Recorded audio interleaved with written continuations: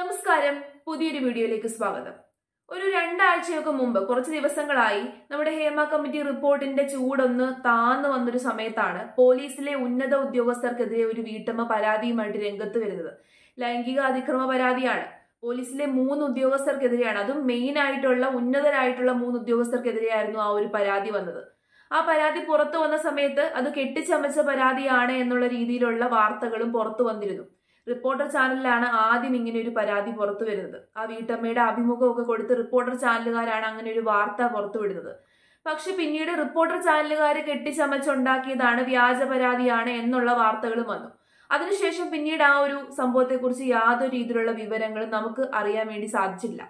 എന്നാൽ ഇന്നലെ ഞാൻ ഇതേപോലൊരു വാർത്ത കണ്ടതാണ്. അതായത് ആ ഒരു വീട്ടമ്മയെ സ്വാധീനിക്കാൻ വേണ്ടി ചില ആൾക്കാർ അവിടെ ചെന്നു എന്ന്. അപ്പം സ്വാധീനിക്കാൻ വേണ്ടി ചെല്ലുന്ന സമയത്ത് അത് വ്യാജ പരാതിയാണോ ഇല്ലയോ എന്നുള്ളൊരു സംശയം നമുക്ക് അവിടെ വരും. വ്യാജ പരാതിയാണെന്നുണ്ടെങ്കിൽ ഒരിക്കലും ആ വീട്ടമ്മയെ സ്വാധീനിക്കേണ്ട കാര്യമില്ലല്ലോ. അപ്പൊ ഏതായാലും ആ വാർത്ത ഞാൻ ഒന്ന് കേൾപ്പിച്ചു തരാം. ഉദ്യോഗസ്ഥർക്കെതിരായ പീഡന പരാതിയിൽ പൊന്നാനിയിലെ അതിജീവിത സ്വാധീനിക്കാൻ ശ്രമിച്ചു എന്നാണ് ഇപ്പോൾ വരുന്നൊരു വാർത്ത. അതിജീവിതയെ സ്വാധീനിക്കാനായി ചിലർ ശ്രമിച്ചിരിക്കുന്നു. കേസിൽ നിന്ന് പിന്മാറാൻ സഹായ വാഗ്ദാനവുമായി 2 പേർ വീട്ടിലെത്തിയെന്ന് അതിജീവിത റിപ്പോർട്ടറിനോട് പറഞ്ഞിട്ടുണ്ട്. പരാതി പിൻവലിക്കില്ലെന്നും നീതി കിട്ടും വരെ പോരാടുമെന്നുമാണ് അതിജീവിത പറഞ്ഞിരിക്കുന്നത്. പരാതി നൽകിയിട്ടും പോലീസ് ഇതുവരെ FIR രജിസ്റ്റർ ചെയ്തിട്ടില്ല എന്നതാണ് വാസ്തവം. റിപ്പോർട്ടർ എക്സ്ക്ലൂസീവ്, നമുക്കൊന്ന് കേട്ടുവരാം.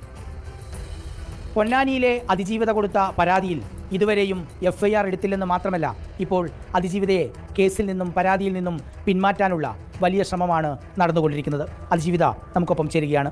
എന്താണ് ഉണ്ടായത്?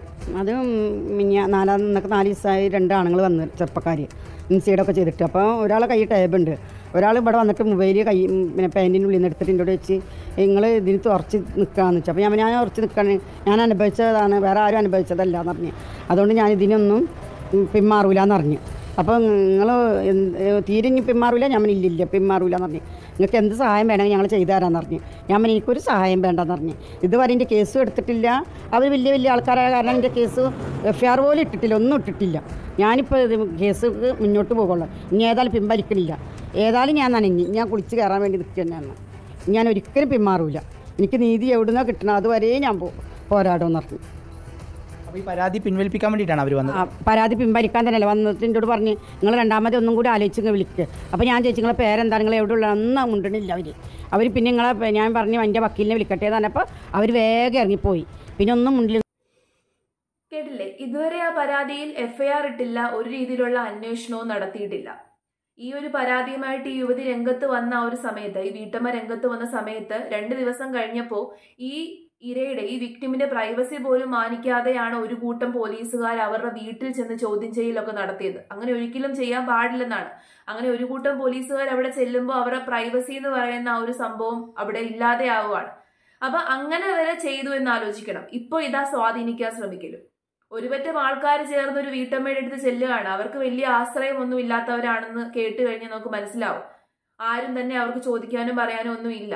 അങ്ങനെ ആശ്രയമില്ലാത്ത ഒരാളുടെ അടുത്തേക്ക് ഇങ്ങനെ ഒരുപറ്റം ആൾക്കാർ ചെല്ലുകയാണ്. അവരെ പേടിപ്പിക്കാൻ വേണ്ടി ശ്രമിക്കുന്നതാണ്.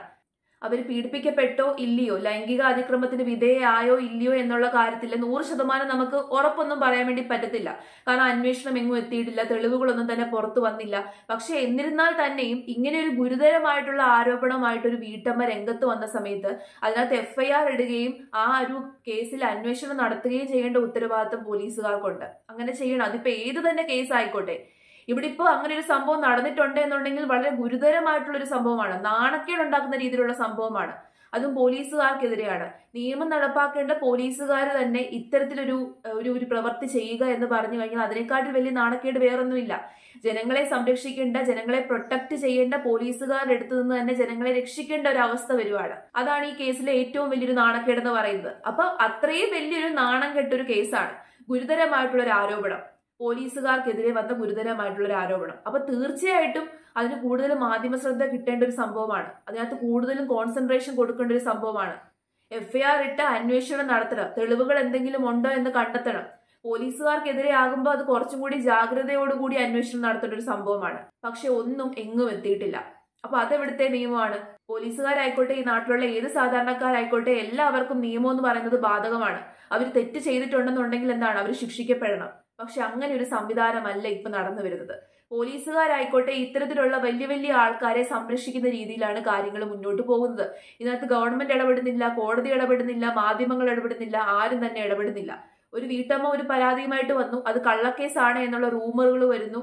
അതോടുകൂടി ആ കേസിന്റെ ഇമ്പോർട്ടൻസ് അവിടെ തീരുകയാണ്, ആ കേസിന്റെ ഇമ്പോർട്ടൻസ് അവിടെ അവസാനിക്കുകയാണ്. അങ്ങനെ ഉണ്ടാകാൻ പാടില്ല. ഈ കേസിൽ കൃത്യമായിട്ടുള്ള അന്വേഷണം നടത്തണം. ഇത് സത്യമാണോ ഇല്ലയോ എന്നുള്ളത് പൊതുജനങ്ങൾക്ക് അറിയണ്ടേ? കാരണം പോലീസുകാർക്കെതിരെ ഇത്രയും ഒരു വലിയൊരു ആരോപണം വന്ന സ്ഥിതിക്ക് അത് സത്യമാണോ കള്ളമാണോ എന്ന് അറിയാനുള്ള അവകാശം ഈ നാട്ടിലുള്ള പൊതുജനങ്ങൾക്കുമുണ്ട്. അപ്പൊ തീർച്ചയായിട്ടും ആ ഒരു കാര്യത്തിൽ കൃത്യമായിട്ടുള്ള അന്വേഷണം നടത്തുക തന്നെ ചെയ്യണം.